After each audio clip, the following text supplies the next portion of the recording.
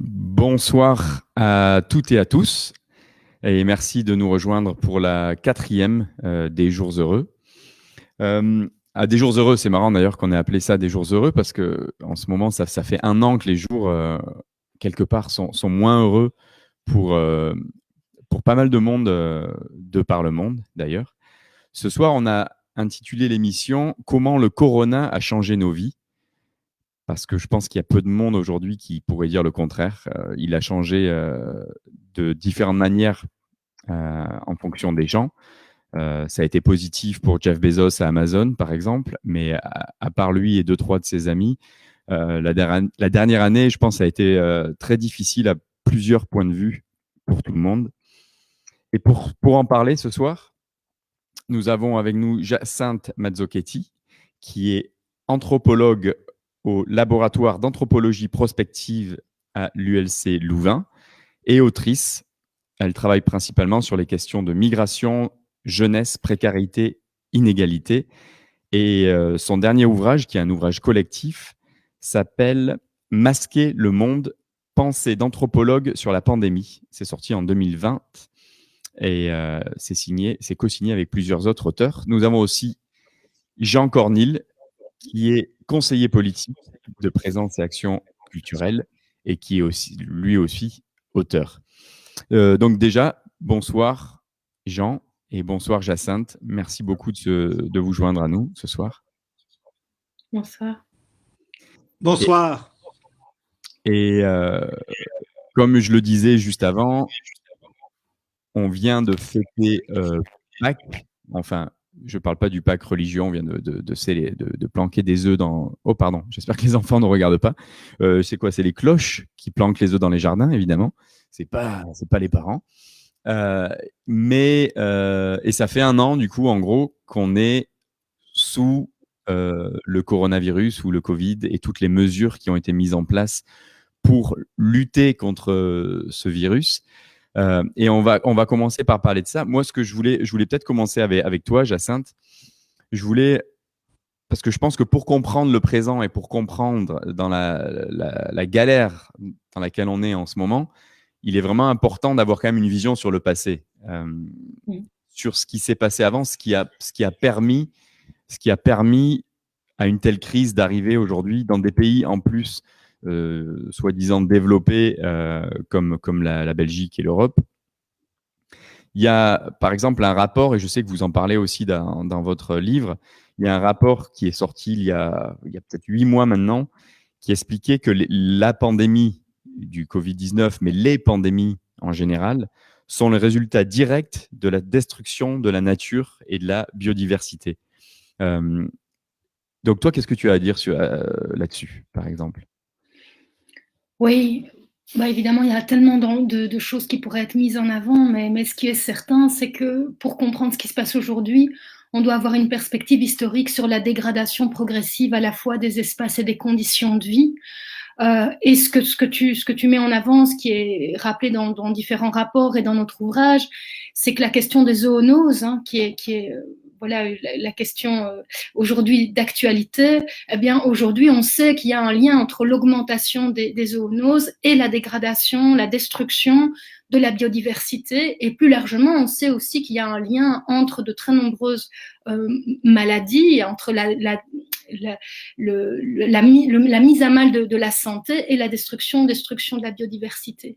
Et donc c'est vraiment important de réfléchir à la fois à ce que certains appellent la question de l'anthropocène, mais à ce que d'autres appellent la question de la capitalocène. Je trouve que ce vocable-là me parle plus. Donc c'est vraiment l'idée que le capitalisme et donc notre système économico-politique est responsable des déséquilibres environnementaux actuels. Donc il y a là quelque chose de structurel qui ne va pas s'arranger de soi, et que donc il y a la catastrophe contemporaine, mais il y a certainement d'autres catastrophes à venir.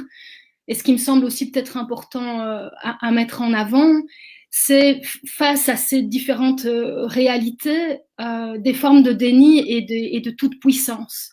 Et donc le déni, c'est ne pas vouloir voir ce qui est là. Et donc à partir du moment où on ne voit pas, eh bien forcément on ne se prépare pas. On n'est pas non plus dans une perspective de changement social. Et la toute-puissance, c'est un peu cet imaginaire qui continue à nous porter, mais qui est aujourd'hui largement effrité. De finalement, toutes les solutions sont là dans la science, le progrès. On peut continuer sur le même chemin. On trouvera par cette voie de quoi continuer à consommer sans se confronter vraiment à la nécessité d'un changement plus radical. Est-ce que d'après toi, quand je t'entends parler, là, moi j'ai l'impression que on va droit dans le mur, en fait. Genre cette manière de penser, de se dire que l'humain est tellement puissant, le progrès, la technologie est tellement puissante que il va y avoir d'autres pandémies, mais on trouvera toujours des vaccins, des masques FFP12, des choses comme ça. Mais on sait pourtant très bien que la nature, c'est une ressource qui est épuisable au bout d'un moment. Donc, est-ce que ça te fait peur, toi ? Oui, clairement, ça fait peur. Ce qui fait peur, surtout, c'est ce refus d'admettre là où nous en sommes. Parce qu'à partir du moment où on n'admet pas qu'on est vraiment au seuil, là, et cette pandémie est là aussi, elle vient nous confronter de manière forte, mais malgré cette confrontation, il y a quand même, c'est difficile de se dire qu'on est à un moment de société où un changement radical, et cette fois, c'est même plus de l'ordre du choix, c'est un indispensable, parce que sinon, en effet, on va droit dans le mur. Alors, on peut continuer à vivre, mais à quel prix ? Dans quelles conditions, avec des écarts toujours plus grands entre les humains sur la planète, avec des diffractions toujours plus grandes, avec des conditions de vie aussi de plus en plus dégradées pour la majorité, parce qu'effectivement, on vit dans un monde aux ressources qui sont en effet épuisables, mais qui sont aussi, je sais pas le mot, mais non seulement on les épuise, mais on abîme aussi les possibilités de réparer finalement les dégâts que nous avons causés. Et donc, il y a urgence. Oui. Je vais venir à toi, Jean. Dans un article que j'ai lu par rapport aussi au livre qu'a coécrit Jacinthe, il y avait un sous-titre qui disait, pour pas dire, oui, l'humain, le vrai virus. Est-ce que ça te fait réagir, cette phrase ? Bonsoir à toutes et à tous. Karl Marx écrivait « L'histoire a plus d'imagination que les hommes ». Homme au sens large. Et donc, je crois qu'aujourd'hui, au fond, ce que nous sommes en train de traverser, cette crise systémique, complexe, multiple, est le reflet de l'extrême vulnérabilité du système Terre.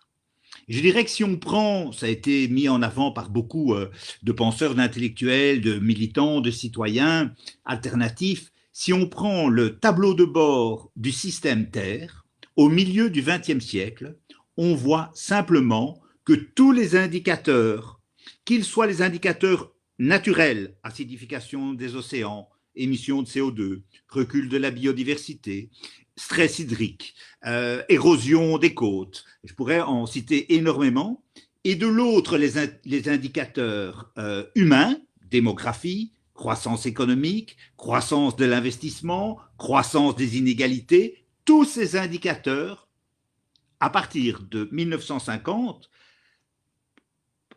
adoptent une courbe ascendante exponentielle. Ce qui a d'ailleurs débouché sur un certain nombre de travaux, comme par exemple en 1972, les travaux de Denis Meadows et de son épouse sur la question du Club de Rome et de la finitude. Et donc ça pose cette question essentielle. Comment est-ce que notre modèle anthropocène, capitalocène, anglocène, qui a démarré principalement avec la révolution industrielle, d'abord en Grande-Bretagne au XVIIIe siècle, et puis avec les révolutions politiques, l'amplification de la croissance et des déprédations des ressources naturelles et des écosystèmes tout au long du XIXe et du XXe siècle, avec la logique capitaliste qui est extrêmement clairement à la fois prédatrice des ressources et grande productrice d'inégalités sociales, mais aussi les régimes entre guillemets communistes jusqu'en 1989, qui aussi sur la question écologique étaient absolument dramatiques. Qu'on pense à la catastrophe de Tchernobyl en 1986, qu'on pense à la mer d'Aral. Bref, deux systèmes, deux faces, Franck, d'un système historique qui, sur plusieurs siècles, qui est incompatible fondamentalement avec la préservation et la capacité de régénération du système Terre. Et donc, face à ça, au fond, pour moi, aujourd'hui, cette pandémie qui est effectivement dans la longue suite des zoonoses depuis plus largement plus d'un siècle, elle est le reflet de cette crise avec cette question que tu poses, qui est une question de nature philosophique. Est-ce que le vrai virus, c'est l'humain?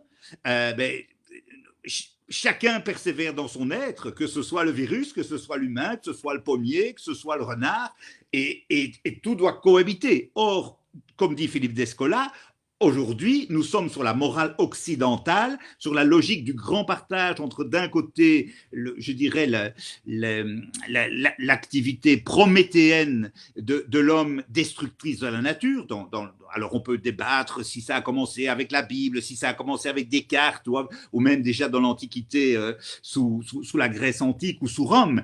Et puis de l'autre, effectivement, cette logique de mettre en place un système radicalement alternatif, qui est, comme disait Hyacinthe, extrêmement difficile à penser, puisque l'impensé global, je dirais, de toutes les politiques dominantes, qu'elles soient de gauche ou de droite, pour simplifier, un peu caricaturer les choses, pardonnez-moi, c'est de dire les sciences et les techniques vont nous sauver. Le salut est dans le transhumanisme, si je prends la pointe immergée caricaturale de l'activité scientifique aujourd'hui et des rêves les plus fous de peupler Mars ou de coloniser la Lune, et donc de trouver une solution, mais qui effectivement, de mon point de vue plutôt pessimiste ou même plutôt tragique de l'histoire, nietzschéenne d'une certaine manière, je pense qu'aujourd'hui, effectivement, nous devons modifier profondément le logiciel mental de chacun des humains, mais du système Terre. Et donc, c'est compliqué parce que ça demande de lutter aussi contre nos propres habitudes, contre nos propres comportements, de remettre en cause les grandes valeurs qui irriguent encore aujourd'hui, je dirais, la modernité politique, la philosophie politique, et donc de substituer, et j'en termine par là pour ne pas être trop long, mais la contemplation plutôt que l'action, de substituer, je dirais, au travail d'autres valeurs plus fondées sur comment est-ce que je dirais ça, sur le silence, sur la lenteur, et bien sûr qu'il y a toute une série d'alternatives qui éclosent un petit peu partout sur tous les continents dans cette logique-là, mais elle est extrêmement faible, évidemment. C'est ce que Bénédicte Magny appelle toutes les révolutions minuscules qui éclosent un petit peu partout, mais qui sont évidemment extrêmement faibles face au rouleau compresseur, je dirais, du capitalisme du capitalisme libéral productiviste, peu importe comment on l'appelle, qui est de marchandisation du monde, qui est, pour reprendre et terminer par une expression de Marx, tout soumettre à la valeur d'échange plutôt qu'à la valeur d'usage. Alors, est-ce que cette crise aujourd'hui va permettre de changer, je dirais, la ligne de route du vaisseau Terre? C'est toute la question. Et c'est ce qu'évidemment, intimement et politiquement, j'espère. Mais je crains aujourd'hui à entendre les discours des uns et des autres que toutes et tous souhaitent qu'on revienne comme avant. Mais donc, comme avant, qu'est-ce que ça veut dire aujourd'hui? Merci Jean. On va venir on va y venir à ça, donc au présent et au futur. Est-ce qu'on veut revenir comme avant ou pas? Moi personnellement, ce qui m'a choqué dans cette crise, c'est que donc on a eu les premiers indicateurs qu'il y a quelque chose qui allait pas bien en décembre, il me semble, l'année dernière.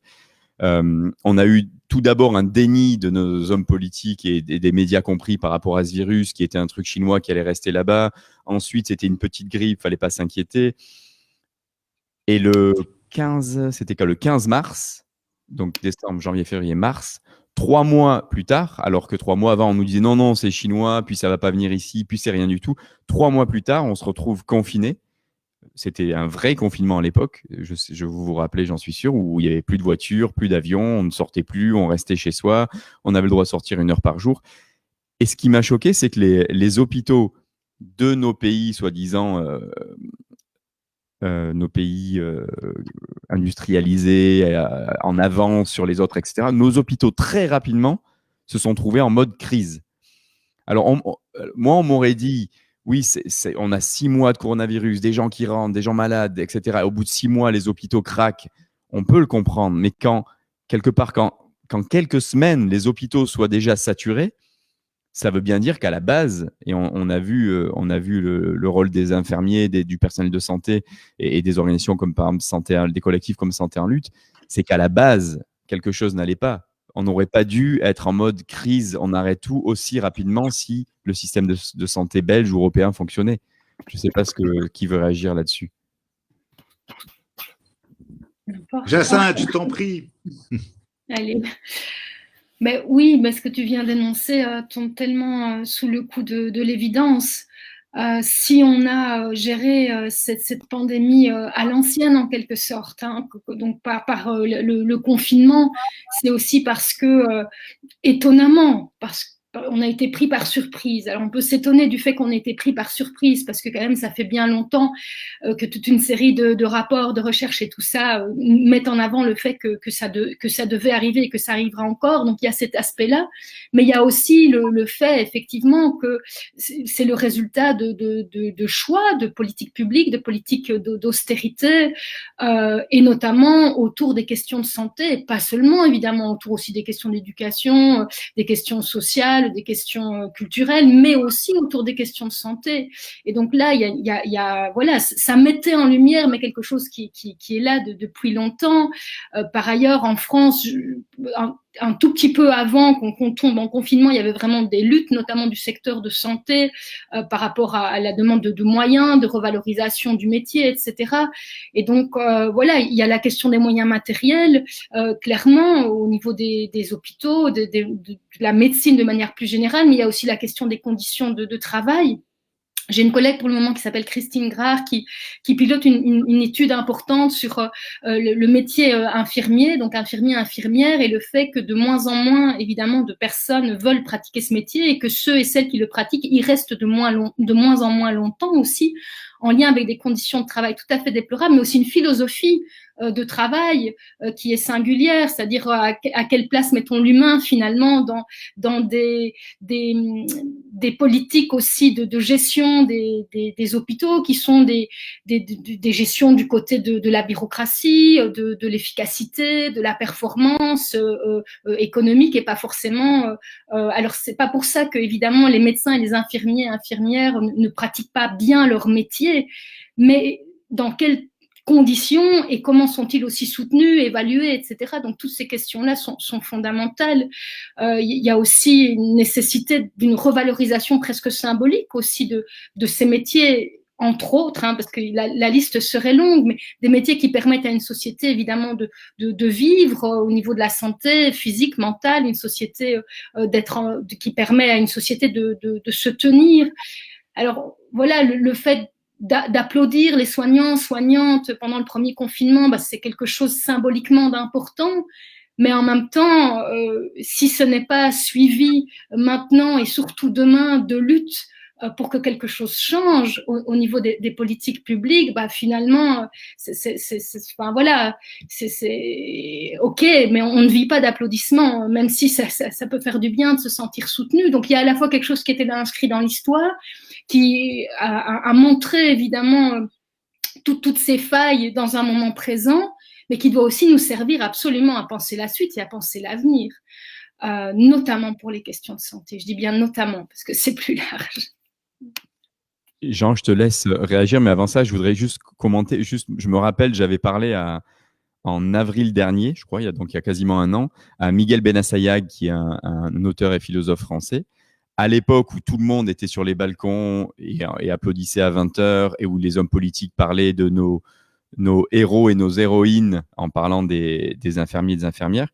Et Miguel m'avait dit, ne t'inquiète pas, dans 6 mois, les CRS taperont sur les infirmières pendant les manifestations. Et ça s'est produit, puisque je crois que c'était quasiment, même avant 6 mois, 3-4 mois plus tard, les infirmières dans la rue, en tout cas en France, s'étaient fait du coup taper dessus par les CRS. Donc voilà, et je te laisse réagir. Désolé, Jean. Non, aucun souci, Franck, c'est ça le débat démocratique, justement. Moi, ce qui m'a le plus, je pense, interrogé et après en même temps choqué, c'est au fond le fait que face à cette crise systémique qui montre la vulnérabilité sous l'angle écologique, sous l'angle social, économique, politique, civilisationnel, anthropologique, bien sûr, c'est que la réaction soit au fond si conventionnelle, si classique. Bien sûr qu'il y a la question de l'inégalité sociale et du fait qu'on a privatisé depuis des dizaines d'années, depuis la révolution conservatrice américaine, disons ça comme ça, pour la fin des années 80, on a privatisé les grands services publics dans les pays d'Europe de l'Ouest et ailleurs aussi, avec les politiques d'ajustement structurel du Fonds monétaire international. Et aujourd'hui, évidemment, dans le domaine des soins de santé, qui est le plus exposé, mais effectivement, le sous-financement des hôpitaux apparaît, je dirais, de manière beaucoup plus criante. Mais ça, c'est un processus, je dirais, hélas, de logique dominante aujourd'hui, auquel, au fond, une large partie de la population adhère. Après, c'est un débat, que ce soit une forme d'illusion, qu'il y ait... bref, mais en tout cas, il y a une politique de privatisation, de marchandisation, qui est aujourd'hui le modèle de management, de quantitatif, de chiffres. Alain Suppiot explique ça remarquablement. C'est la politique qui est aujourd'hui, et là, je dirais, majoritaire dans son versant social-démocrate comme dans son versant libéral, même s'il y a les identités nationalistes, populistes, d'extrême droite qui s'expriment de plus en plus et les régimes autoritaires qui s'expriment, hélas, et qui apparaissent de plus en plus sur la planète. Mais donc, pour moi, ce qui me préoccupe et ce qui me choque, c'est au fond que beaucoup de personnes, en ce compris des gens qui réfléchissent à la situation, ont plutôt tendance à dire on veut revenir à comme c'était avant.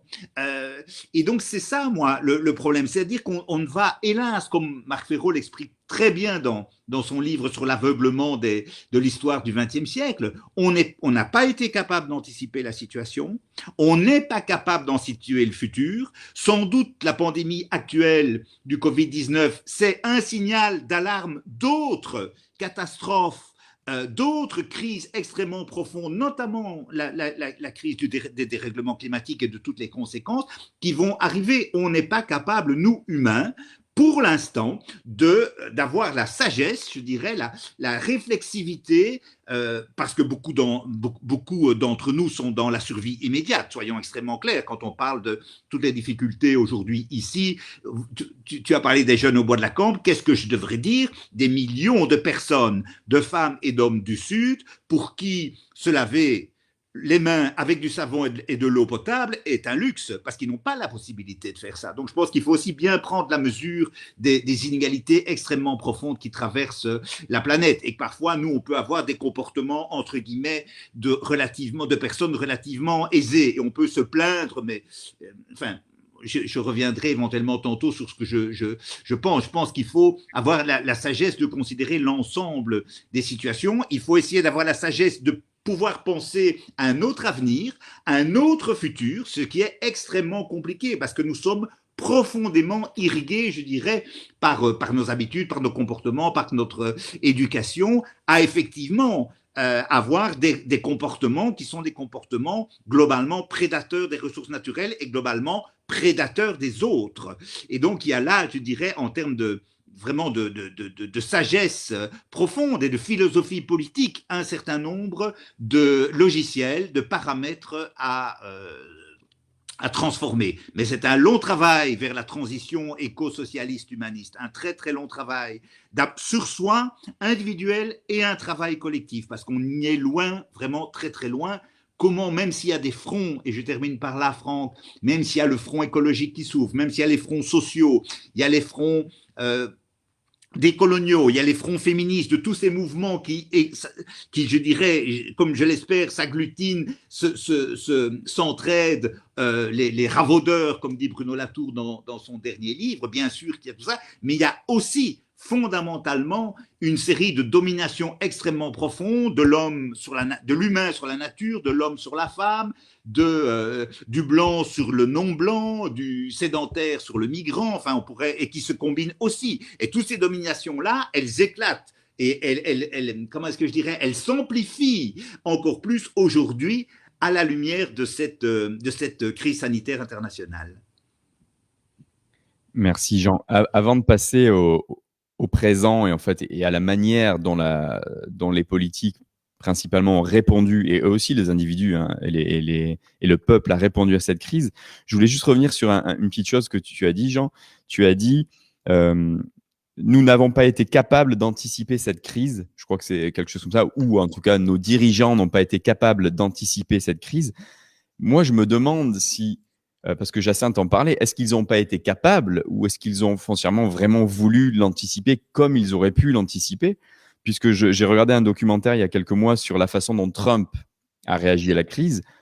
Mais malgré qu'on parle de Trump comme un clown, etc., la plupart des clowns qui nous dirigent aussi en Europe ont réagi à peu près de la même manière que Trump, quand même, à la crise avec... il parlait aux États-Unis que les experts, donc les experts scientifiques, les épidémiologistes, expliquaient qu'ils avaient, par rapport à Trump, depuis des années, un sorte de guide qui était prévu, comment répondre à une pandémie, genre de un A à Z, comment répondre à une pandémie, un truc énorme qui était sur les bureaux de tous les présidents, parce que, comme le disait Jacinthe, les experts scientifiques savaient bien que vu le mode de société dans lequel on était, on allait d'ici peu avoir à faire face à des pandémies. Et d'ailleurs, Jean, tu en parles bien dans tes chroniques de l'imprévisible, c'est pas la première pandémie qui arrive dans le 20e ou 21e siècle. Mais donc, pour moi, on n'est pas... Est-ce que les politiques ont été capables? C'est ce qu'ils ont vraiment voulu, en fait, répondre à la crise? Parce que je pense qu'ils avaient les outils pour mieux y répondre, en tout cas. Je ne sais pas votre avis là-dessus, et après, on passera au présent. Moi, je pense, Franck, que la question... J'ai été dans la politique, à un moment, très modestement, au Parlement. Et donc, ça me frappe toujours, comme le politique, c'est la gestion de l'urgence. C'est éteindre les incendies. C'est pas faire le bien, c'est éviter le pire, pour reprendre la formule du philosophe André Comte-Sponville. Et donc, ça, c'est l'immédiateté. Et c'est, je pense, hélas, l'immédiateté de la condition humaine, c'est-à-dire la capacité à se projeter dans un avenir terrestre plus lointain, je ne parle même pas de l'avenir céleste, il y a l'enfer c'est les autres, le paradis c'est les autres, d'une certaine manière, pour retourner la formule de Sartre. Il y a une difficulté profonde, comme je parlais de l'historien Marc Ferraud, ça me frappe comment les gouvernements et les peuples ont été incapables dans l'histoire, et singulièrement au XXe siècle, puisque c'est plus proche de nous, face au risque de la Première Guerre mondiale, la Deuxième Guerre mondiale, face au génocide au Rwanda, face à la révolution islamique en Iran en 1979. Donc, je veux dire, il y a eu des tas d'événements qui étaient potentiellement, je dirais, sur les rails et sur lesquels, à défaut d'outils, parce que d'un autre côté, il y a effectivement un certain nombre de projets citoyens, il n'y a pas que les penseurs, les intellectuels, les universitaires, même s'ils sont extrêmement intéressants, il y a beaucoup, je dirais, d'analyses qui sont produites. Il y a beaucoup de gens qui disent qu'on ressort Pablo Servigne, Jared Diamant, pour en prendre quelques-uns que j'aime bien lire, Yves Cocher, pour prendre la collapsologie, ils disent tous, Suzanne Georges, ils disent tous, entre 2012 et 2022, il y a un petit livre aux éditions de Minuit, qui dit, ils disent tous, Serge Latouche par exemple, il va se passer quelque chose, on ne sait pas dire ce qui va se passer, mais il va se passer quelque chose qu'on pourra peut-être assimiler à la chute de l'Empire romain. Certains disent, font ce parallèle-là, en disant, et quand on relit ça aujourd'hui, un petit livre 2012-2022, L'avenir du monde, avec Jean-Pierre Dupuis aussi, enfin, ils disent tout ce qui va se passer, qu'on ne peut pas rester sur le mode de développement avec une croissance infinie actuelle. C'est impossible. Alors, est-ce que ce sera une crise économique? Est-ce que ce sera une crise sanitaire? Est-ce que ce sera un tsunami? Un dérèglement climatique absolument majeur avec des sécheresses et des inondations? La crise des subprimes? Est-ce que ce sera un combiné un petit peu de la crise financière, la crise budgétaire, la crise sanitaire, la crise sociale? nul ne sait le dire. Je constate simplement qu'aujourd'hui, en avril 2021, qui aurait pensé, il y en a un an et demi, qui aurait pensé qu'aujourd'hui, le monde serait, je dirais, suspendu à des transformations extrêmement profondes. Et effectivement, qui changent profondément nos vies actuelles. Hein, qui aurait pu imaginer ça? Si on avait dit ça à l'automne 2019, les avions vont plus voler, la sécurité sociale va se renforcer, l'État va financer, même les États-Unis, État libéral, vont créer des systèmes de protection sociale, certes temporaires, pour aider les gens, il y aurait des droits passerelles, on va applaudir les infirmières et les infirmiers, enfin, on pourrait prendre des tas et des tas d'exemples. Personne, on aurait dit, voilà, c'est Steven Soderbergh dans son film Contagion 2011, c'est le fléau de Stephen King, écrit dans les années 70-80, mais c'est pas le monde ici, hic et nunc d'aujourd'hui. Et donc voilà, donc il y a, je pense, une réflexion à avoir sur notre incapacité à anticiper l'histoire. Pour reprendre encore un terme de Karl Marx, les hommes font l'histoire sans savoir l'histoire qu'ils font. Je pense qu'il ce qui est une vérité, je pense, extrêmement profonde et qu'il faut essayer de faire démentir, de faire mentir dans un nouveau paradigme de civilisation. Et il y a des projets, il y a des tas de projets alternatifs. Daniel Tanuro est venu dans ton émission, et donc on sent bien qu'il y a des possibilités, mais le problème, c'est comment est-ce qu'on va traduire ça aujourd'hui. Toute la difficulté politique est là, et je suis très honnêtement avec beaucoup d'interrogations sur les capacités de la société d'entendre ce message profond et alternatif. Merci beaucoup, Jean. Avant de te passer la parole, Jacinthe, si tu veux réagir à ce que vient de dire Jean, ou alors j'enchaîne avec d'autres questions, je voulais rappeler aux gens qui nous regardent que vous pouvez poser des questions et que d'ici à peu près une vingtaine de minutes, on y répondra avec grand plaisir. Donc voilà, sur par exemple, le live Facebook, n'hésitez pas dans les commentaires à mettre des questions et à les adresser soit à Jacinthe, soit à Jean, soit à tous les deux d'ailleurs. Oui, Jacinthe, tu voulais réagir ? Mais vraiment court pour qu'on puisse avancer, pour insister sur certains éléments, avec cette idée que nous sommes très souvent, par rapport à la question de l'anticipation, etc., que ce soit en tant qu'individu ou en tant que collectivité gouvernant, nous sommes pris par cette impossibilité à penser le pire. Et qu'aujourd'hui, on n'a plus le choix. Il faut se résoudre à penser le pire pour ne pas le vivre en quelque sorte.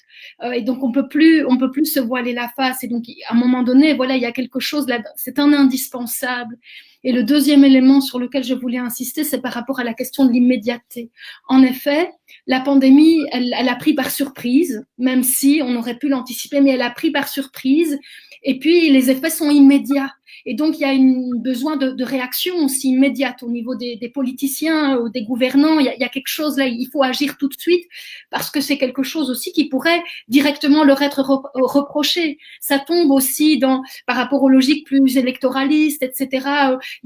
Tandis que les catastrophes à venir qui s'inscrivent dans cette dégradation finalement profonde de nos conditions de vie en lien avec notre système économico-politique, eh bien, on a l'impression qu'on va toujours pouvoir reporter quelque chose, qu'on n'est pas directement responsable ou qu'on n'est pas directement les personnes qui devraient être celles qui agissent aujourd'hui, maintenant. Et donc, à la fois, l'immédiateté, elle a un double versant. À la fois, c'est une espèce de truc qui nous prend comme ça.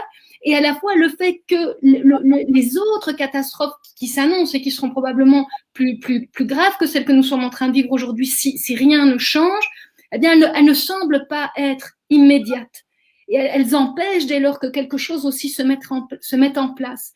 Et donc, Jean parlait de changer de logiciel. J'avais envie d'insister sur changer de logiciel, c'est ça aussi.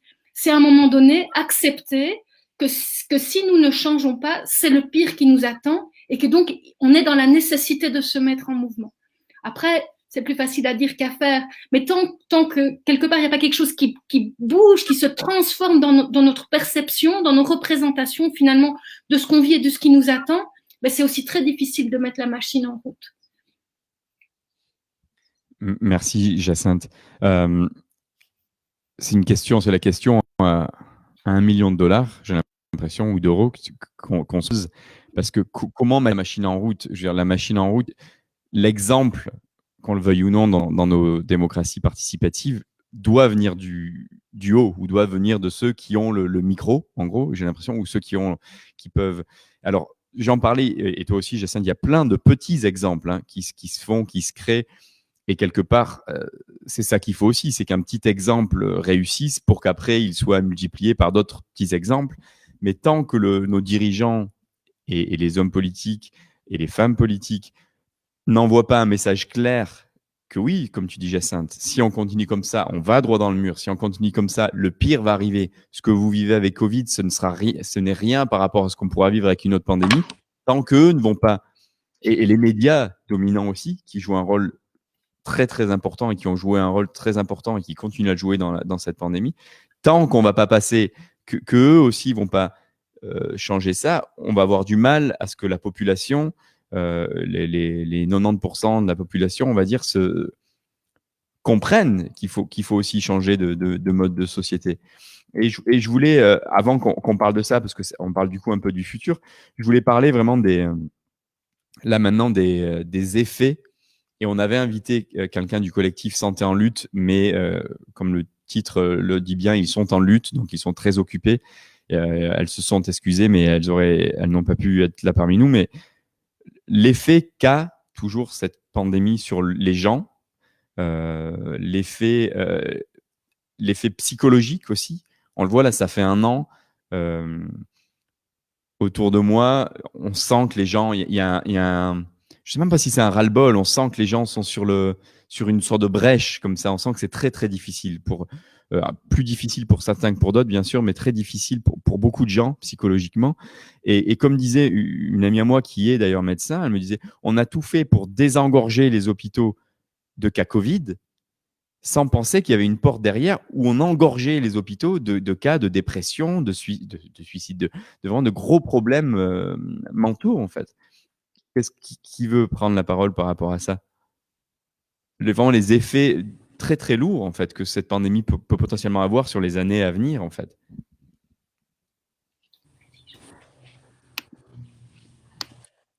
Tu peux y aller, j'en parlerai après.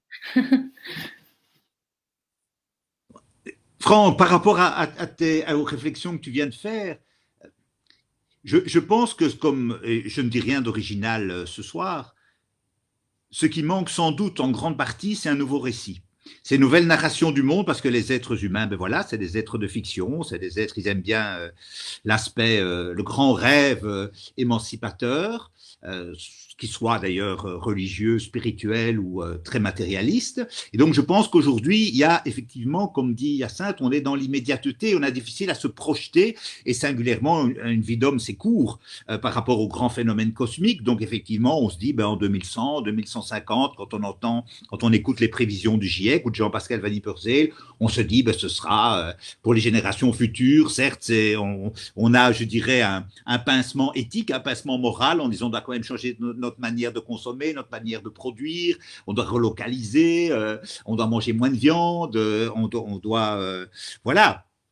On doit consommer moins d'arbres et moins de papier, on a moins de déforestation, donc on sent bien. Mais enfin, comme effectivement, on est dans des pays quand même, malgré tout, et c'est ça tout le débat, j'entends bien effectivement les difficultés d'une partie de la population, singulièrement d'une partie des jeunes, mais comment dirais-je ça, pour ne pas heurter, moi, mais en même temps pour être sincère, je pense que c'est tout à fait c'est tout à fait légitime, mais que c'est surtout révélateur d'inégalités sociales extrêmement profondes.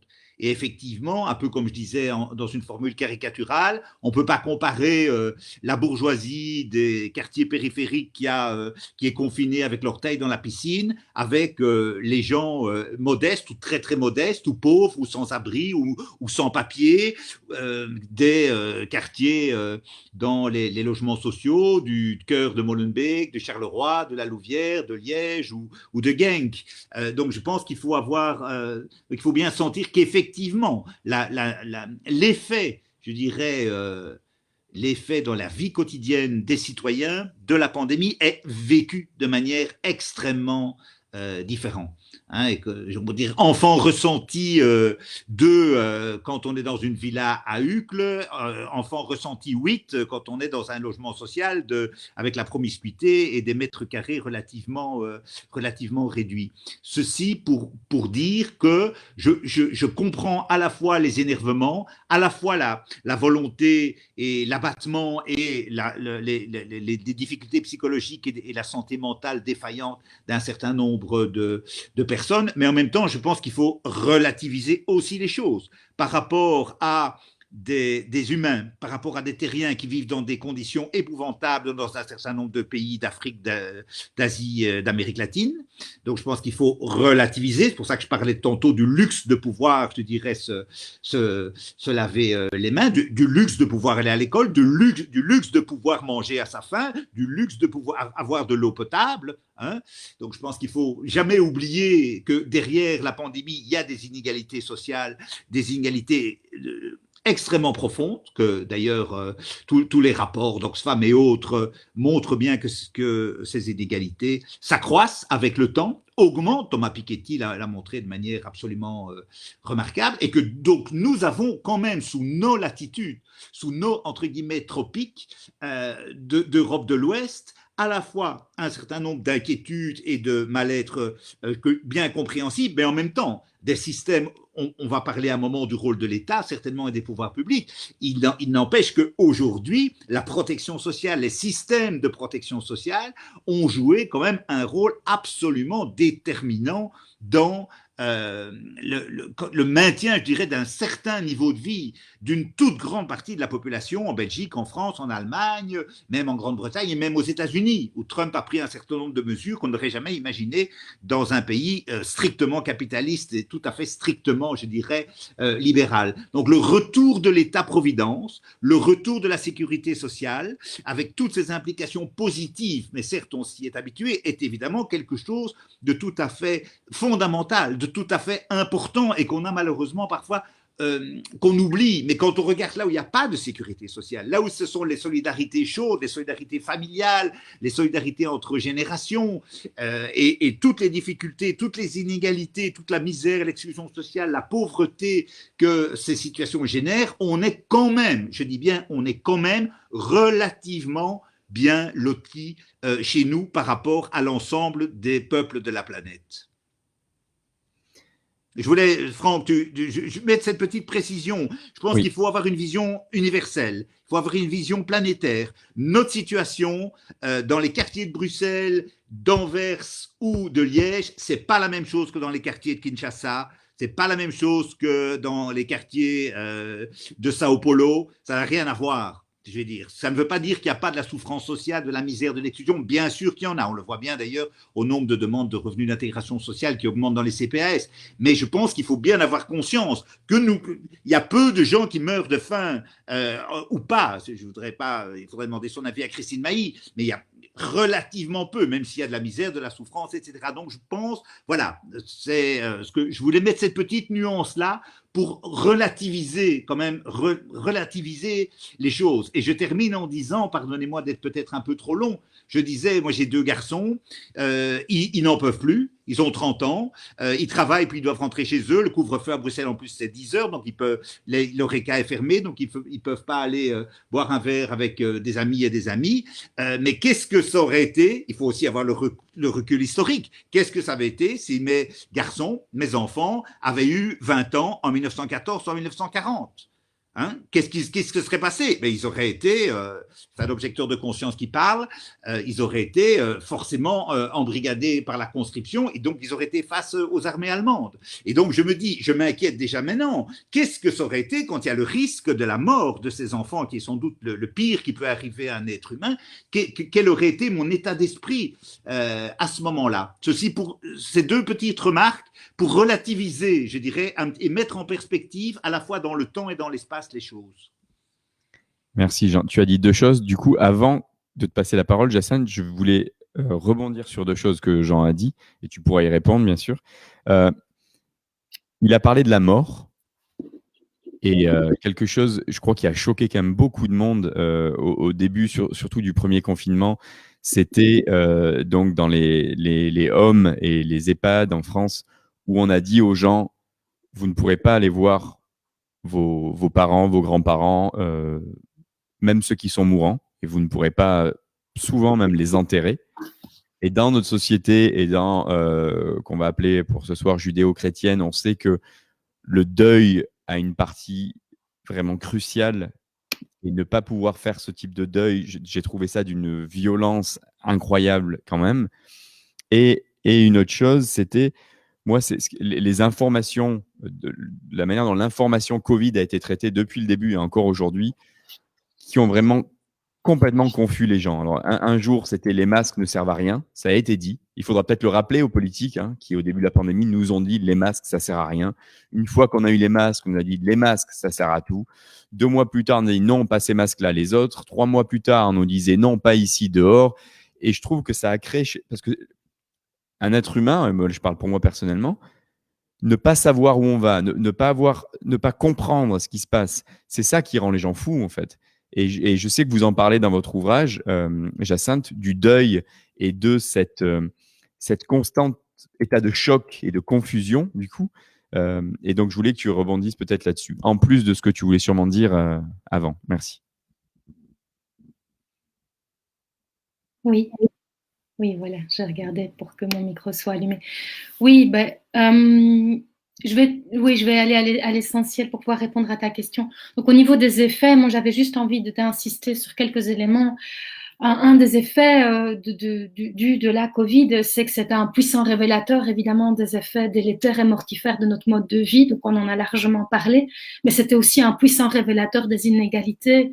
Les inégalités vraiment, comme le dit Jean, à l'échelle de la planète, mais dans chaque pays, dans chaque région, dans chaque ville, des inégalités aussi en matière évidemment de classe sociale, mais aussi de genre, hein, parce que vraiment la pandémie n'a pas frappé tout le monde de la même manière, aussi en fonction évidemment de la question du genre, les inégalités d'âge bien entendu, mais aussi ethno-raciales, et puis même cette prise de conscience de l'inégalité des vies, c'est-à-dire qui va-t-on choisir de protéger, qui va-t-on laisser de côté, de nouveau à l'échelle de la planète, mais aussi chez nous. Je pense notamment pendant le premier confinement aux personnes sans papier qu'on on a mis un certain temps avant de se décider à agir et éventuellement faire quelque chose pour que ces personnes ne soient pas tout à fait livrées à elles-mêmes par rapport à la situation de pandémie qui venait déjà s'ajouter évidemment à leur situation de non ou de très peu de droits. Et donc, voilà, il y a toutes ces questions-là aussi en termes d'effets. Et ces effets-là, à la fois par rapport à notre mode de vie et par rapport aux inégalités, à l'inégalité des vies, c'est planétaire. Après, il y a des choses qui sont davantage situées chez nous et peut-être ailleurs aussi, mais qu'on peut penser quand même davantage à partir de qu'est-ce qui se passe chez nous. Et là, j'en arrive alors, je peux faire le lien avec ta question sur aussi les informations, les discours et la manière dont ça va pas augmenter finalement ce que les gens ont à vivre avec cette grande question qui est celle de l'incertitude. En fait, qu'est-ce que ça provoque l'incertitude? Donc l'incertitude, c'est ne plus rien comprendre de ce qui nous arrive, ne pas parvenir à se projeter, ne pas savoir ce qui est bien, ce qui est mal, ce qui est juste, ce qui ne l'est pas, ne pas savoir comment se protéger, comment protéger les siens, etc.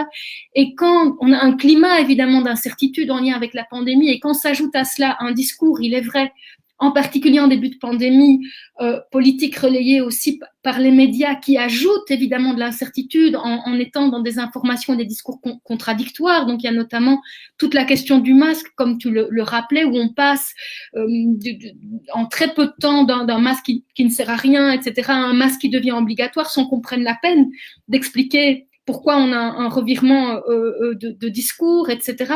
Et donc, voilà, ça vient ajouter encore de l'incertitude, ça ajoute aussi évidemment une difficulté par rapport à l'adhésion aux mesures, parce qu'il faut aussi pouvoir en parler. À partir du moment où un jour c'est oui, un jour c'est non, c'est aussi difficile à comprendre pour toute une série de personnes, et des personnes qui étaient déjà parfois méfiantes ou en questionnement, ça vient ajouter évidemment de la méfiance, et parfois ça se transforme en quelque chose de plus radical. C'est important aussi, je pense, de parler de l'état de sidération, qui a un effet aussi global, l'état de sidération par rapport à ce qui nous arrive, on comprend pas. On parle évidemment beaucoup de santé physique, mais au niveau de la santé psychique, moi je pense que ce sera important, de nouveau, je situe ça dans notre société en particulier, de ne pas juste réfléchir en termes de difficultés ou de maladies ou de traumas individuels, mais de pouvoir penser aussi en termes de traumas collectifs. Et donc de réfléchir aussi à une approche collective à la fois de réparation, mais aussi, et là je rejoins vraiment Jean, de contre-récits. Les gens ont besoin à la fois de comprendre et d'être portés autrement. Et moi j'ai beaucoup travaillé depuis longtemps, mais cette dernière année en particulier, sur une augmentation dans la société de la défiance, et cette défiance qui parfois se transforme vraiment du côté du trauma et parfois se transforme du côté d'une adhésion aux théories complotistes. Et je pense que là aussi, on a quelque chose à réfléchir. Mais derrière, c'est une quête de sens, c'est une quête de rationalité, c'est une quête de réassurance.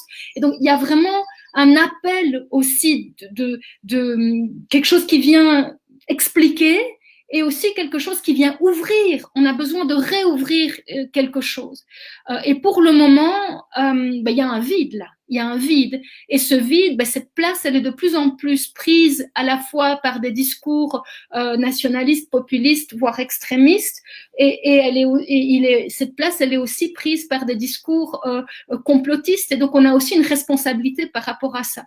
Et donc, je pense que, évidemment, dans l'après, il y aura beaucoup de choses à réparer. Il y aura des grandes questions de société, notamment des questions sociales autour des inégalités, bien entendu. Mais il y aura aussi des choses à réparer par rapport à ce qui aura été vécu et à la manière dont ça transforme ou pas le vivre ensemble et la possibilité de se projeter aussi.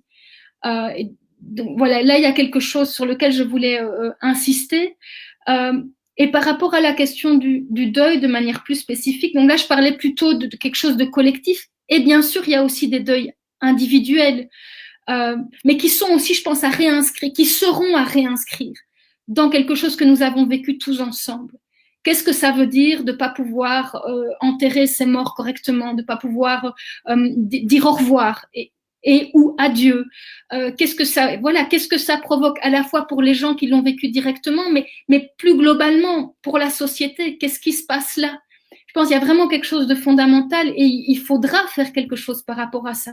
Et ce sera important de travailler quelque chose de la mémoire, de se remémorer, de ne pas oublier, parce que ça peut aussi participer à quelque chose qui nous pousse dans une autre direction, dans la direction du changement, de se souvenir de ce qui s'est joué là, parce qu'on sent qu'on est déjà dans un moment ici, un an, où il y a quelque chose du côté de la lassitude qui s'installe et tout un espèce de vent presque révolutionnaire qu'on avait comme ça dans les premiers mois de pandémie, de confinement. On sentait quand même quelque chose de très très fort. C'est en train déjà de s'effriter parce que les gens vont pas bien, parce que ça devient long, parce que les gens ont plein d'ennuis, que ce soit de santé physique ou psychique, mais aussi sur le plan évidemment économique, sur le plan des relations humaines, etc.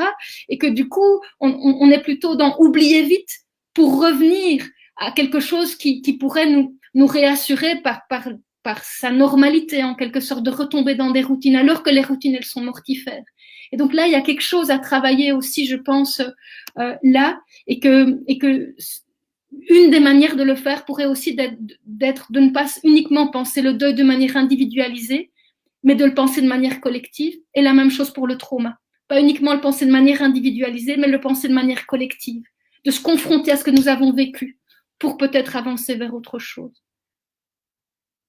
Merci beaucoup, Jacinthe. Tu as dit beaucoup de choses et tu as déjà, je trouve, commencé à envisager des pistes. On parlait de comment construire un futur différent, le penser de manière collective et le penser de manière globale est clairement crucial. Mais on a du boulot, clairement. Mais je trouve que tu as déjà, là, en 5 minutes, jeter quelques pistes jeter quelques graines qui pourraient être très intéressantes. Maintenant, faut arriver mettre ça en place et je sais pas comment le mettre en place. Il nous reste, on va en parler un petit peu, hein. Il nous reste 30 minutes. Je rappelle que vous pouvez poser des questions aux gens qui nous regardent. Je vais commencer à peut-être à prendre quelques questions. Je voulais revenir aussi vite fait sur, vous parliez tous les deux de révélateur d'inégalité que le Covid a été. Alors désolé, c'est des chiffres par rapport aux États-Unis. C'est un article que j'ai lu aujourd'hui, donc c'est les chiffres que j'ai en tête. Et c'était pas par rapport à cette soirée, mais ça m'a choqué quand même, parce qu'on le sait, mais quand les chiffres sont là, c'est incroyable. En 78, aux États-Unis, les 0,1% les plus riches détenaient 7% des richesses du pays, donc des États-Unis. Donc en 78, c'était 7% que les 0,1% les plus riches détenaient. Et en 2019, c'est 20%. Donc c'est déjà énorme. Et Jeff Bezos, du coup, de Amazon, et Elon Musk de Tesla, qui sont les deux plus riches aux États-Unis, détiennent maintenant plus de 40%. Si on combine les 40% des Américains les plus pauvres, Bezos, donc deux personnes sont plus riches que, on doit parler de centaines de millions d'Américains.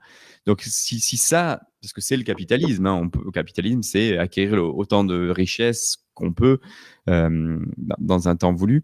C'est des chiffres qui sont aberrants, même pour, je pense, le plus grand défendeur du capitalisme. Je trouve ça tellement aberrant et tellement violent qu'une société comme la nôtre puisse permettre à des choses comme ça d'arriver. Mais je pense aussi que peu de gens peut-être en ont conscience, et c'est aussi le rôle de l'éducation et d'ailleurs des associations comme les nôtres, d'éducation permanente, de faire comprendre aux gens, parce que quand on est armé de faits comme ça aide à pouvoir construire quelque chose pour le futur. Alors j'ai regardé. D'ailleurs, Jean, si tu voulais réagir, à ce qu'a dit Jacinthe, je trouve que c'était vraiment très, très intéressant ce qu'elle a dit juste avant que j'intervienne. Et je vais commencer à regarder les 2-3 questions qu'on m'a envoyées pendant ce temps, si tu veux. Je veux bien réagir, mais je partage tout à fait les analyses et l'enthousiasme un peu critique et un peu tragique de Jacinthe sur le futur. Mais donc, je partage tout à fait ces analyses-là. Je voulais vous citer, Franck, si ça ne vous dérange pas, quelques mots du philosophe français Frédéric Worms, que j'ai trouvé extrêmement intéressant. Je me permets de les lire par rapport à la pandémie, par rapport au virus. Frédéric Worms, il écrit « L'option de tous les gouvernements, y compris la Chine, est fondée sur la prévention de toute mort évitable. C'est le principe premier de tous les gouvernements de la planète. Il y a une autre option, fondée sur la philosophie morale utilitariste, qui consiste à calculer du point de vue de l'intérêt général, on confine moins, on assume de sacrifier aujourd'hui des vies, celles des plus fragiles et des plus vieux, mais au bout du compte, on préserve le collectif de la mort, en permettant une immunisation croissante de la population et en espérant réduire les effets désastreux de la crise économique. » Pourquoi est-ce que je lis ça? Parce que je lis en même temps les questions de Mathieu, de Arnaud, de Jean-Jacques, et je voulais juste dire qu'au fond, je ne vois pas ce que, avec leurs traditions différentes, avec leurs cultures différentes, les différents gouvernements de la planète, qu'ils soient très démocratiques ou très autoritaires, auraient pu fondamentalement, dans l'immédiateté, faire autre chose que ce qu'ils ont fait. C'est-à-dire, au fond, avoir l'idée fondamentale de dire, c'est l'intentionnalité de Kant, le principe essentiel, on sauve toute vie qui peut être sauvée. Et tu citais, chaque fois que je vois les chiffres de la pandémie en termes de, Jacinthe parlait du deuil et de la mort, c'est absolument fascinant, hein. C'est un Airbus chaque jour qui se crache en France, c'est un 11 septembre tous les jours aux États-Unis, pour prendre des métaphores et des images. Donc on est à, je n'ai plus vu les derniers chiffres, mais on est à 2 700 000, 2 800 000 morts au niveau planétaire, avec les chiffres en plus officiels, quand on va en Inde, au Brésil, etc. Donc on sent bien que la volonté de tous les gouvernants, de tous les gouvernements, même s'ils ne le disent pas évidemment en ces termes de philosophie politique, c'est de sauver le plus de vies possible. Mais et c'est la question très juste d'Arnaud, qui est l'équilibre entre les mesures sanitaires et les libertés fondamentales, et cet équilibre extrêmement fragile, extrêmement difficile, singulièrement dans des pays démocratiques comme les nôtres. C'est plus facile en Corée du Sud, en Chine ou à Cuba, j'imagine. Eh bien, c'est au fond l'alternative, c'est l'immunité collective. C'est ce qu'ont essayé d'ailleurs les Anglais et Donald Trump au début. Et puis, ils ont changé d'avis. Et vous voyez d'ailleurs comment les politiques de Joe Biden est en train, en 2 mois, je dirais, de transformer radicalement ce qu'avait mis la précédente administration américaine. Donc, comment dirais-je, même s'il y a des erreurs de communication, même s'il y a des atermoiements, même s'il y a des contradictions permanentes, même si on dit aux gens, vous entrez et vous pouvez rouvrir et puis il faut refermer. Même si on dit aux jeunes, le couvre-feu c'est maintenant, et puis maintenant c'est plus tôt, puis ce sera peut-être que le 1er mai, on pourra de nouveau aller dans les commerces à autant, etc. Donc je comprends bien l'énervement profond que j'ai aussi ressenti, mais que je ressens un tout petit peu moins de pression aujourd'hui parce que j'ai eu la chance d'être vacciné. Mais donc je comprends très bien ce qui, moi, Franck, me paraît, comment dirais-je, la plus forte, en tout cas, indignation, ce qui m'énerve le plus profondément, c'est que ce soit l'industrie pharmaceutique, les grands laboratoires, c'est-à-dire les sociétés commerciales internationales, qui vendent au prix qu'elles décident de vendre, même si on nous cache les prix. Les Israéliens ont acheté plus cher que les Américains, qui ont acheté plus cher que les Européens. Vous voyez les niveaux de vaccination de la population dans ces différents pays à la date d'aujourd'hui. Donc, le fait que ce ne soit pas mis comme un bien commun, que ce ne soit pas universalisable, que ce ne soit pas dans la logique de la déconstruction de la propriété intellectuelle, pour moi, c'est quelque chose d'absolument essentiel.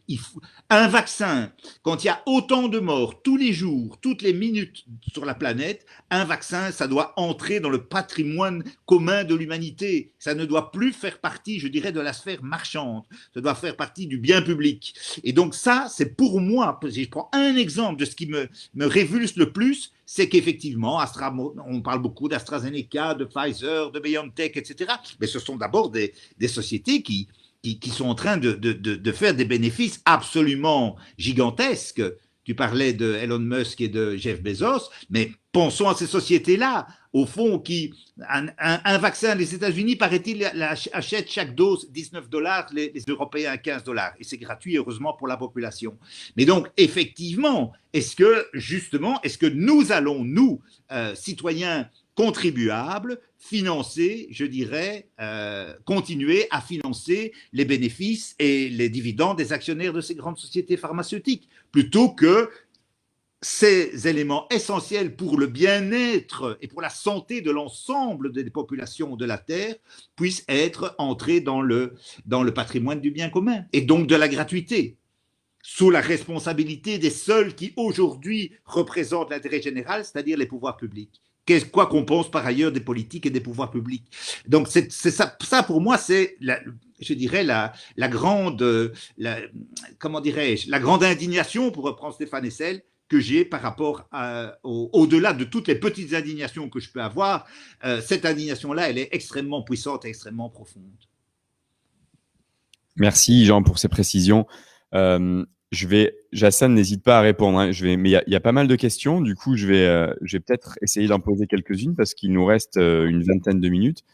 Allez, je voulais revenir sur juste un petit point dont tu as parlé, Jean, quand tu disais que tu penses que malgré les erreurs, la volonté principale, en tout cas de nos dirigeants, alors je ne sais pas si c'est de nos dirigeants, si tu parlais de la Belgique ou de l'Europe ou du monde, a été de sauver le plus de personnes possible. Ça, moi, je suis pas tout à fait sûr. En tout cas, certains dirigeants, quand on entendait juste avant l'été dernier Trump dire il faut tout réouvrir, ça y est, c'est fini, alors que tout le monde lui disait attention, Donald, je sais pas s'il disait attention Donald, mais il disait attention, Monsieur le Président, si on réouvre tout maintenant, ça va être des centaines de milliers de morts en plus, et qu'il a fait. Quand Bolsonaro dit le masque, ça sert à rien, alors qu'on sait que le masque peut sauver quand même des vies. Je pense que certains de nos dirigeants, avant de sauver peut-être des gens, ça dépend les gens. On parlait des inégalités. Ça dépend desquels gens on parle, en fait. Mais je pense que certains de nos dirigeants, avant tout, ont voulu sauver le capitalisme, je pense, avant de sauver une partie des gens qui les intéressaient peu, on va dire. Mais je veux pas dire tout à qu'on a... fait, tout à fait, mais juste un mot, aucun gouvernement de la planète n'a uniquement joué sur le curseur, sur le paramètre de l'immunité collective. À l'heure d'aujourd'hui, Bolsonaro, il a évolué. À l'heure d'aujourd'hui, je ne dis pas que ça ne va pas arriver. Je ne dis pas qu'il n'y a pas des arrière-pensées et qu'effectivement, tant que ce sont les pauvres, les Indiens, les Afro-Américains, les femmes des bidonvilles, ou les Indiens d'Amazonie, bien sûr que ça compte pas dans les calculs politiques d'un président comme Bolsonaro. Mais fondamentalement, il n'y a aucun État qui a osé dire, eh bien maintenant, on continue à vivre comme avant, et ceux qui n'ont pas la capacité de se soigner, parce qu'ils n'ont pas les moyens de se soigner, parce qu'il n'y a pas les systèmes de protection sociale, ou bien les plus vulnérables, les plus vieux, les plus fragiles, tant pis pour eux, l'intérêt de l'ensemble de la majorité est plus important que des fragilités individuelles. Aucun État n'a exprimé ça de manière claire, alors que c'est une philosophie politique qui est très intelligente, que je ne partage moralement absolument pas, mais qui a eu, je dirais, toute son heure de gloire jusqu'à présent dans l'histoire de l'humanité.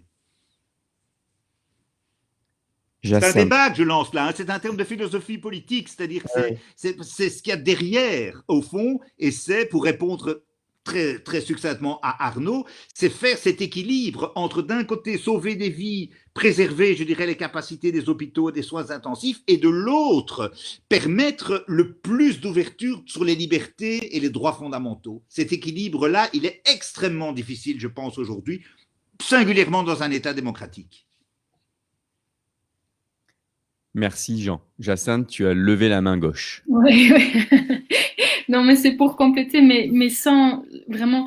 par rapport à cette question-là, je vais pas le développer maintenant, mais si jamais ça intéresse certaines personnes, peut-être renvoyer quand même au travail de mon collègue Pierre-Joseph Florent, à la fois dans donc, cet ouvrage Masquer le monde que nous avons coécrit, où en fait il analyse en comparant plus de 50 pays, l'arbitrage complexe qui a été fait dans chacun de ces pays entre les questions relatives à l'économie, et derrière l'économie, il y a évidemment aussi bien entendu le fonctionnement et la survie du système capitaliste, et puis les questions de santé. Et donc voilà, on voit la complexité évidemment à l'œuvre, avec des choses très très différentes d'un endroit de la planète à l'autre, mais aussi en fonction des différents temps de pandémie. Donc il analyse notamment comment aux États-Unis on a d'abord pris cette direction, et puis il y a un revirement. Même chose en Angleterre, même chose en Suède par rapport à l'immunité collective, etc. Donc voilà, ça vaut la peine, et je vais me permettre de mettre en avant aussi un autre travail. C'est une réflexion qu'il a poursuivie dans un ouvrage que nous avons coécrit à deux, qui va sortir incessamment sous peu, qui s'appelle Dans l'œil de la pandémie, face à face anthropologique. Et donc je peux pas résumer ça en quelques mots, parce que c'est vraiment des tableaux et des arbitrages. Enfin, il a fait des analyses qui sont pas complexe, qu'on ne peut pas résumer comme ça en deux mots, mais on voit que cette tension-là, elle est permanente, et on voit comment dans chaque pays, finalement, voilà, qu'est-ce qu'on a mis en avant, quelle est la direction qui a été choisie, et comme le dit Jean, en effet, en tout cas dans les analyses qu'il a pu produire, nulle part on ne voit que la question de la santé et de l'humain est totalement mise de côté, mais elle n'est pas forcément toujours la question prioritaire en fonction des lieux et en fonction du moment pendant cette année que nous venons de vivre ensemble. Et je voulais juste dire deux mots, parce que moi, malheureusement, dans le chat, j'arrive pas à reculer en arrière, donc je vois pas toutes les questions, mais j'ai juste vu passer celle qui mettait en tension liberté et sécurité.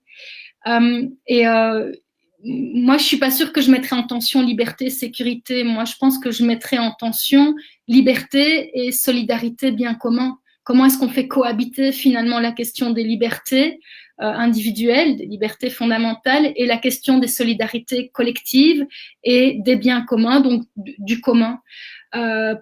Voilà, évidemment, pour le moment, on a l'impression que la tension, elle est autour de État sécuritaire, sanitaire sécuritaire, et évidemment liberté.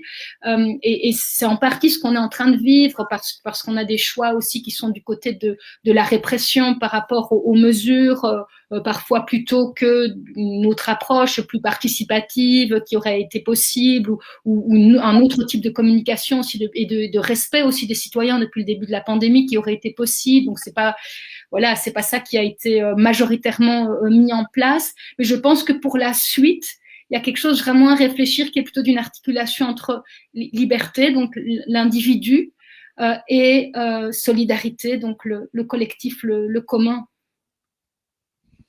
Merci beaucoup. Donc j'ai une question. On a parlé du futur, de comment envisager le futur ensemble en tant que collectif humain.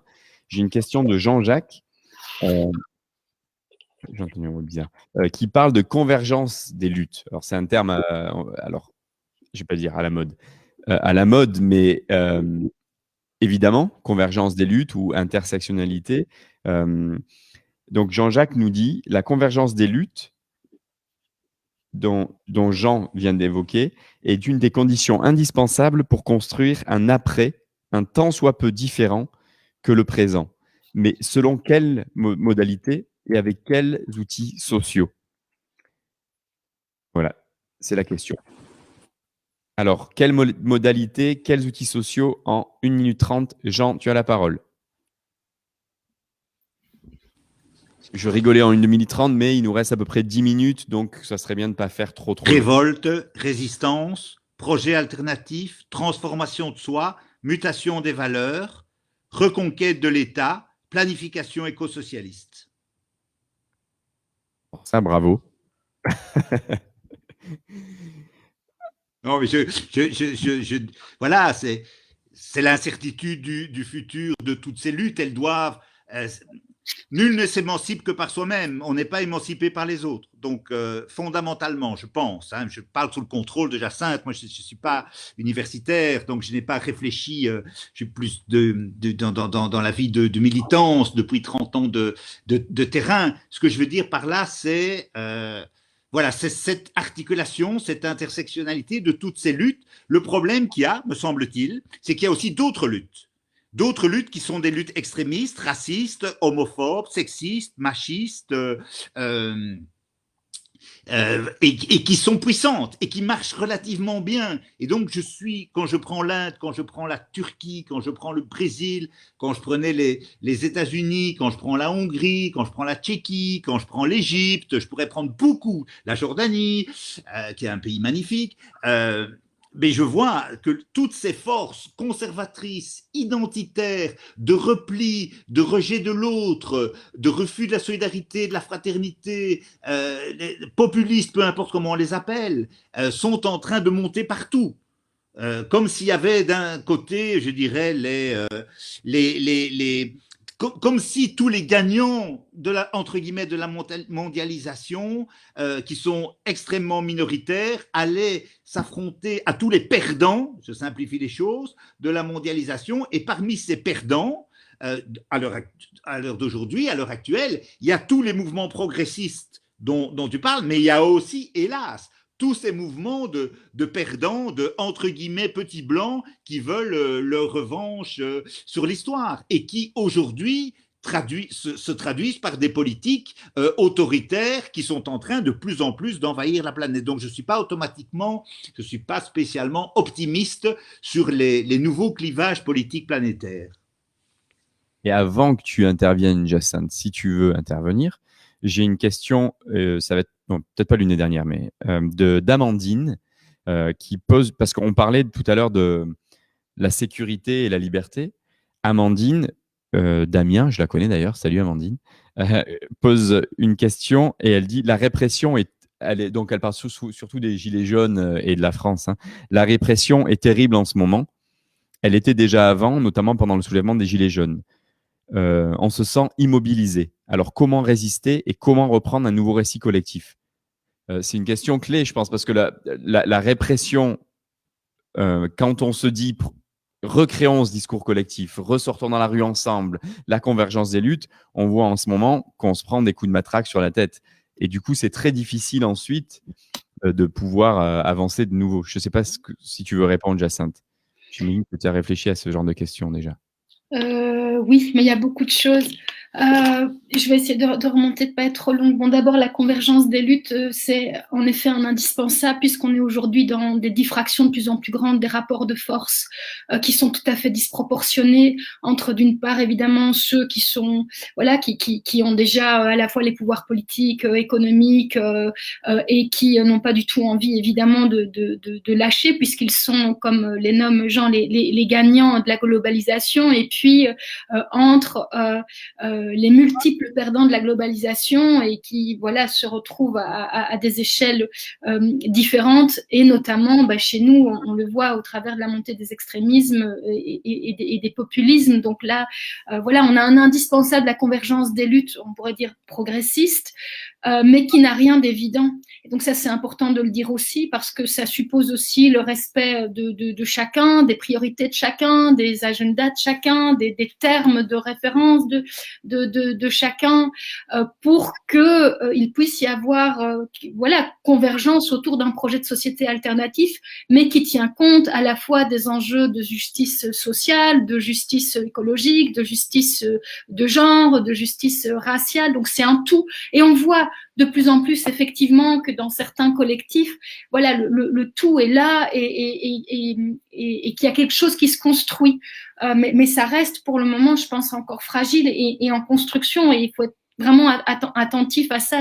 C'est pas, voilà, évidemment, c'est un idéal, mais qui n'est pas évident à construire au quotidien, parce que c'est pas parce qu'on partage peut-être toute une série de valeurs qu'on est forcément d'accord sur tout, et encore moins sur les moyens d'y arriver, et encore moins sur les enjeux prioritaires, etc., etc.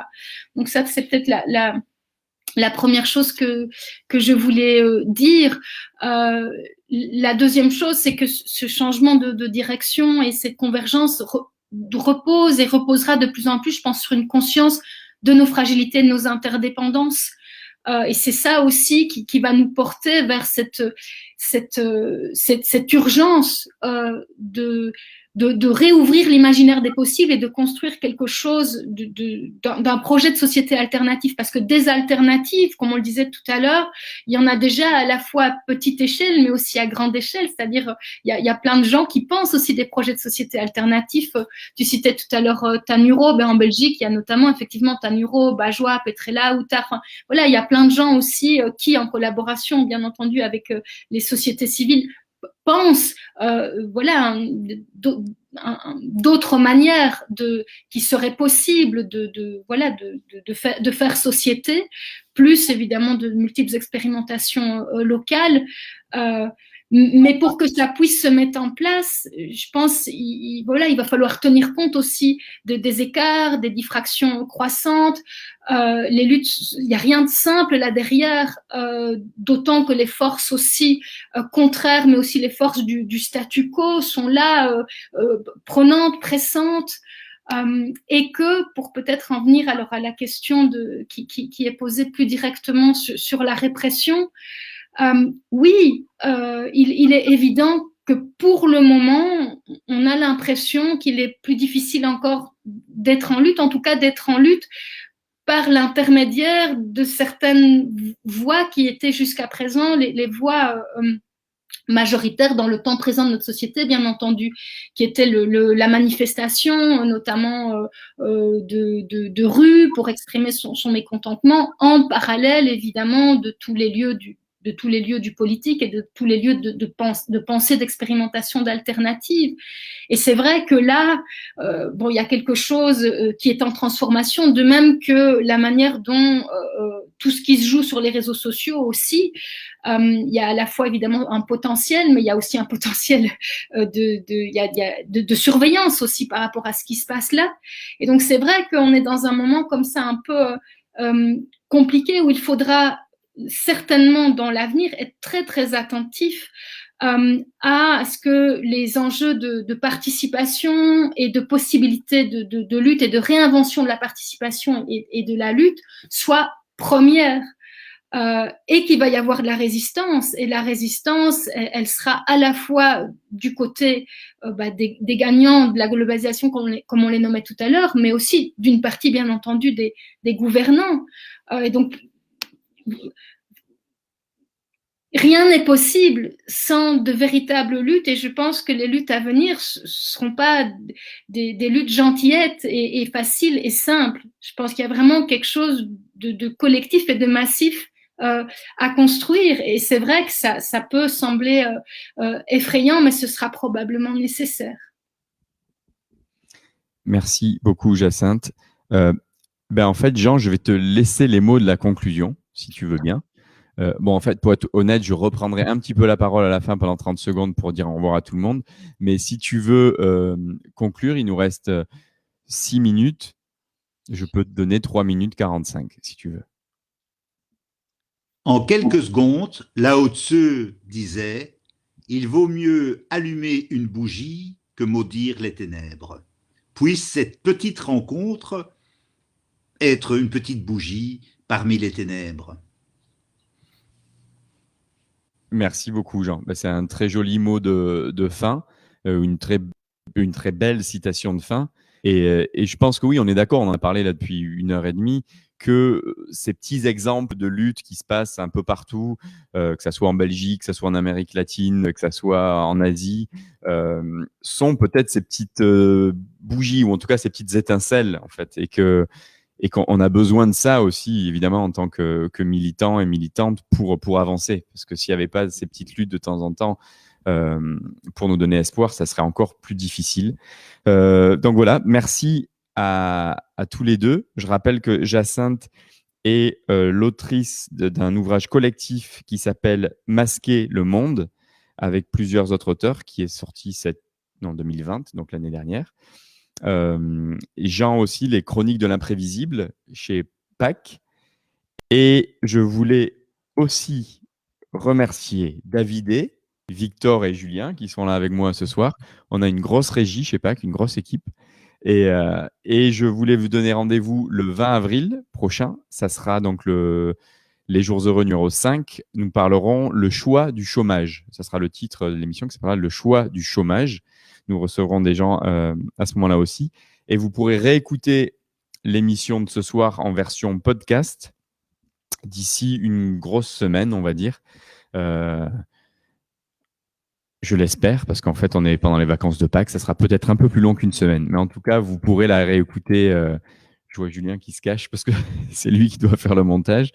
Donc, Julien ne part pas en vacances, je l'annonce. Il va faire le montage de l'émission. Donc voilà, merci à toutes et à tous. Merci beaucoup. Bonne soirée et à très bientôt. Merci Jacinthe, merci Jean. Au revoir. Merci.